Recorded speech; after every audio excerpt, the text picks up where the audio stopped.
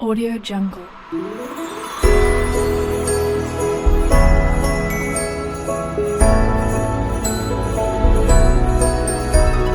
Audio Jungle.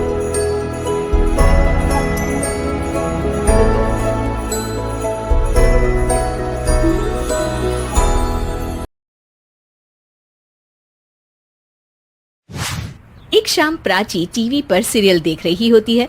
तभी उसकी सास वहां आती है। अरे सीरियल में तो ऐसे मग्न है जैसे आज रात का खाना पड़ोसी आकर बनाएंगे। मुझे पता ही नहीं था आपने अपने बेटे की शादी पड़ोस में भी की हुई है। हैं? मतलब? मतलब इस घर में सारा काम बहू ही करती है, आप तो सिर्फ खर्राटे मारती हैं। अच्छा जी, फिलहाल तो तुम आराम फरमा रही हो, चलो जाओ, ये मेरे टीवी देखने का समय है। आहा, इसीलिए मुझे भगाया जा रहा है। सॉरी, अब तो बिल्कुल नहीं जाऊंगी।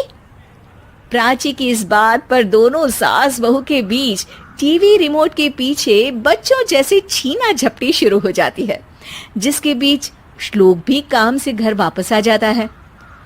हाँ, आज मेरी चूहे बिल्ली की जोड़ी किस बात पर झगड़ रही है? अरे तेरे बीवी मुझे टीवी ही नहीं देखने दे रही। अरे तुम्हारी मम्मी मुझे खाना बनाने के लिए फोर्स कर रही है।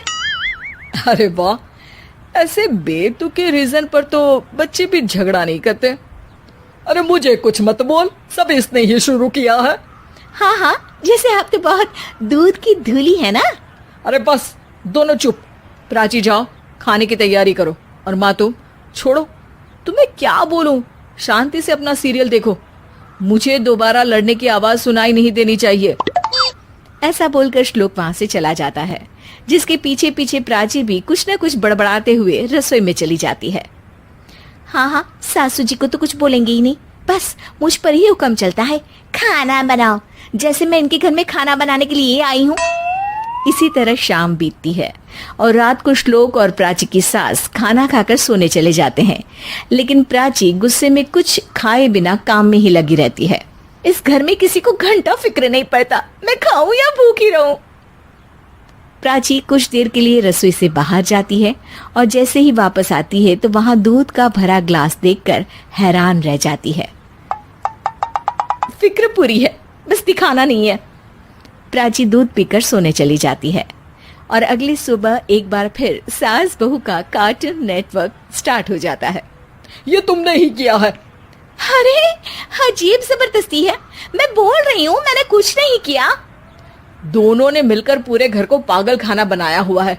यहाँ कोई नॉर्मल इंसान तो रह ही नहीं सकता, इसीलिए अब पड़ोसी क्या रिश्तेदार भी घर आने से कतराते हैं। और सुन बेटे, तू भी चंगा, तेरी माँ भी चंगी, तेरी बीवी भी चंगी, रिश्तेदार।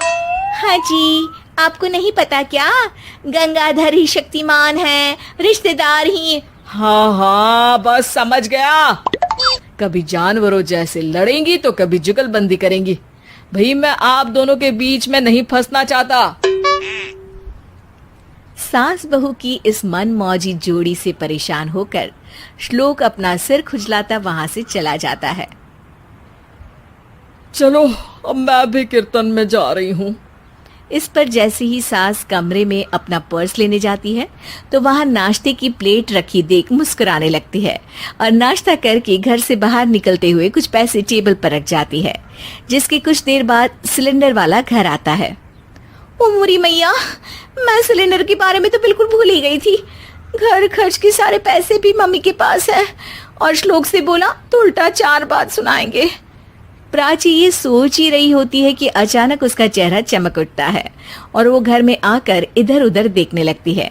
तभी उसकी नजर टेबल पर रखे पैसों पर पड़ती है, जिन्हें वो सिलेंडर वाले को दे देती है। ये सब श्लोक देख लेता है।